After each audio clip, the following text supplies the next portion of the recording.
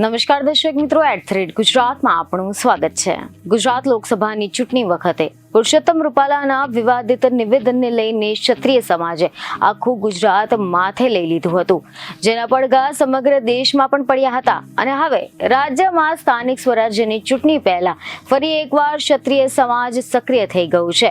રાજકોટના સાંસદ ભાજપના નેતા પુરુષોત્તમ રૂપાલા દ્વારા થોડા દિવસ અગાઉ ભગવાન શ્રી રામને લઈને એક વિવાદાસ્પદ ટિપ્પણી કરવામાં આવી હતી, જેના પછીથી રાજપૂત સમાજ દ્વારા તેમનો ઉગ્ર વિરોધ કરવામાં આવ્યો હતો। અને હવે આ વિરોધની વચ્ચે દાતા સ્ટેટના મહારાણાએ પત્રકાર પરિષદમાં પુરુષોત્તમ રૂપાલાનો આભાર માન્યો છે।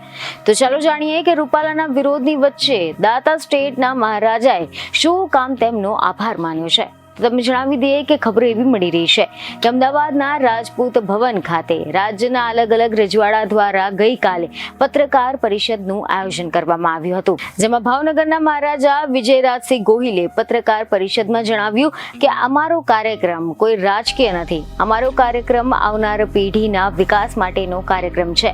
દરેક રજવાડાઓ આ કાર્યક્રમમાં ભેગા થશે। આ દરમિયાન દાતા સ્ટેટના મહારાણા રિદ્ધિરાજસિંહનું પણ નિવેદન સામે આવ્યું હતું, જેમાં તેમણે કહ્યું કે રૂપાલાના નિવેદનથી અમારો રાજપૂત સમાજ આજે એકઠો થઈ શક્યો છે, તેથી રૂપાલાને હું થેન્ક યુ કહું છું, તેમનો આભાર માનું છું।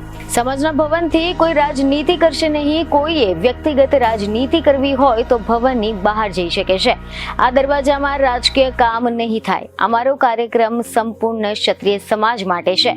સમાજના નાના મોટા પ્રશ્નો પર ધ્યાન આપવામાં આવશે। આગામી દિવસોમાં મોટા પાયે સમૂહ લગ્ન કરવામાં આવશે અને ક્ષત્રિય સમાજના અનેક વિભાજન થયા છે, જેને એક કરવામાં આવશે।